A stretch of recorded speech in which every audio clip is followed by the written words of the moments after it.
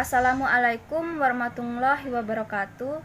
Kami di sini akan menjelaskan materi presentasi kami, yaitu perkembangan anak didik. Apa itu perkembangan? Menurut Kasiram, perkembangan mengandung makna adanya pemunculan sifat-sifat yang baru yang berbeda dari sebelumnya. Mengandung arti bahwa perkembangan merupakan perubahan sifat individu menuju kesempurnaan yang merupakan penyempurnaan sifat-sifat sebelumnya. Kemudian, apa itu anak didik? Menurut Sinolungan, peserta didik dalam arti luas adalah setiap orang yang terkait dengan prosedur pendidikan sepanjang hayat. Sedangkan peserta didik dalam arti sempit adalah setiap siswa yang belajar di sekolah. Beberapa istilah sebutan untuk peserta didik di Indonesia adalah seperti murid, siswa, siswi, anak didik, dan sebagainya. Apa saja manfaat mempelajari perkembangan peserta didik bagi pendidik? Yang pertama, memberikan gambaran tentang perkembangan manusia sepanjang rentang kehidupan beserta faktor-faktor yang mempengaruhinya, yang meliputi aspek fisik, intelektual, emosi, dan moral. Yang kedua, memberi gambaran tentang bagaimana proses pembelajaran yang tepat sesuai dengan tahapan perkembangan peserta didik. Apa itu perkembangan anak didik? Perkembangan anak atau peserta didik merupakan perubahan setiap individu-individu yang melalui proses kematangan dan pengalaman yang diperoleh dari pengaruh lingkungan di sekitar individu tersebut. Di dalam perkembangan anak terdapat berbagai aturan-aturan tertentu yang disebut dengan prinsip-prinsip perkembangan. Berbagai prinsip-prinsip perkembangan anak tersebut yaitu yang pertama, perkembangan melibatkan perubahan. Berkembang berarti mengalami perubahan baik secara kuantitatif maupun kualitatif.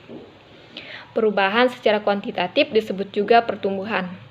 Nah, pada pertumbuhan ada peningkatan ukuran maupun struktur atau proporsi tubuh. Perubahan secara kualitatif ditandai dengan adanya perubahan fungsi yang bersifat progresif atau maju dan terarah. Perubahan dalam perkembangan terjadi karena adanya dorongan dalam diri individu untuk menyesuaikan diri dengan lingkungan dan untuk merealisasikan atau mengaktualisasikan dirinya. Selain itu juga, gejala hilangnya ciri-ciri lama dan munculnya ciri-ciri baru pada anak. Prinsip yang kedua yaitu perkembangan awal lebih kritis daripada perkembangan selanjutnya. Saat anak berusia 0 sampai 5 tahun merupakan saat yang paling kritis bagi perkembangan selanjutnya. Perkembangan awal kehidupan merupakan landasan bagi pembentukan dasar-dasar kepribadian seseorang. Berbagai kondisi yang mempengaruhi dasar awal perkembangan antara lain hubungan antar pribadi terutama dengan anggota keluarga, keadaan emosi yang terbentuk karena sikap menerima atau menolak dari orang tua atau anggota keluarga lainnya. Cara atau pola pengasuhan anak, latar belakang keluarga, serta rangsangan yang diberikan. Sikap dan perilaku anak yang terbentuk pada tahun-tahun awal kehidupan cenderung bertahan dan akan menetap dan mewarnai kepribadian dan sikap perilaku anak dalam berinteraksi dengan diri dan lingkungan selanjutnya. Sikap dan perilaku yang terbentuk agak sulit diubah. Akan tetapi, pengubahan sikap dan perilaku tersebut memerlukan motivasi dan usaha keras dari orang yang bersangkutan untuk mau berubah dan memperbaiki perilaku kebiasaan yang kurang baik. Kemudian, prinsip yang ketiga. Perkembangan adalah proses yang tak berakhir. Manusia akan berkembang, berubah, dan dipengaruhi terus oleh pengalaman sepanjang kehidupannya, baik dalam aspek fisik maupun dalam aspek psikis dan sosialnya. Perkembangan adalah proses yang berkesinambungan, mulai dari kelahiran, berlanjut ke masa dewasa, sampai usia tua. Prinsip yang keempat yaitu setiap anak bersifat individual dan berkembang sesuai dengan perkembangannya. Dalam prinsip ini, tidak semua anak yang sama usianya mempunyai perkembangan yang sama, karena anak bersifat individual yang berbeda antara satu dengan yang lainnya. Setiap anak memiliki tingkat penguasaan yang bervariasi. Ada yang cepat, ada yang lambat, ada yang sedang, dan semua itu ditentukan oleh faktor bawaan dan pengaruh belajar yang dimiliki anak. Setiap anak adalah seorang pribadi unik dengan pola dan waktu pertumbuhan bersifat individual. Sebagaimana halnya untuk kepribadian, temperamen, gaya belajar, latar belakang, dan pengalaman keluarga.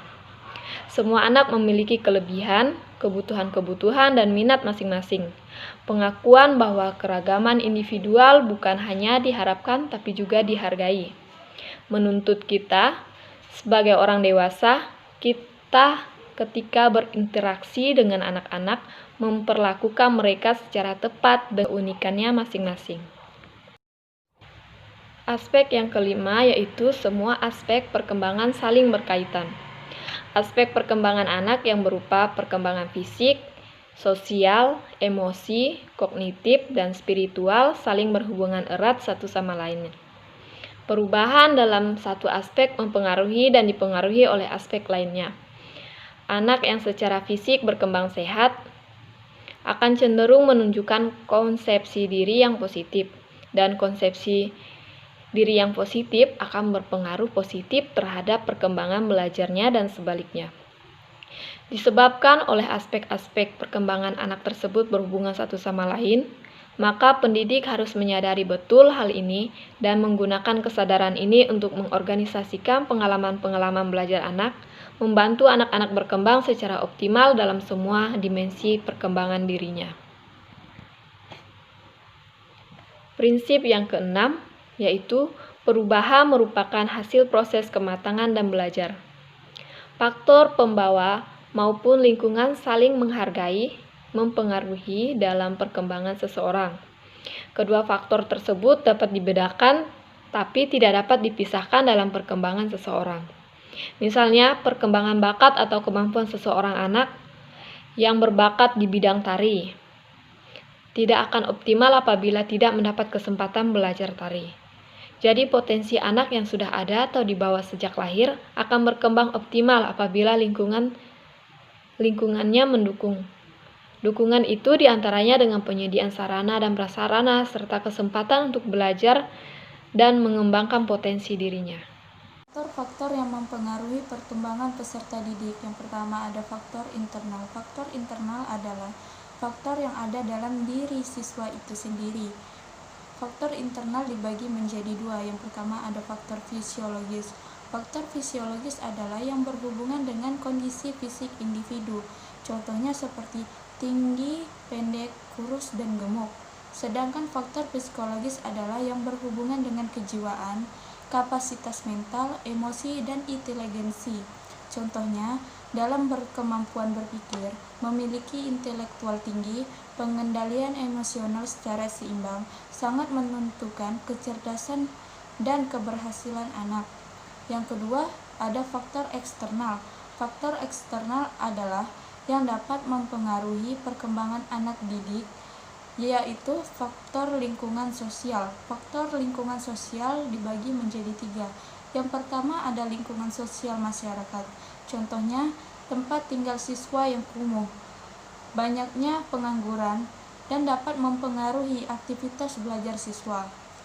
Yang kedua ada lingkungan sosial keluarga. Contohnya, hubungan antara anggota keluarga yang harmonis yang akan membantu siswa melakukan aktivitas belajar dengan baik.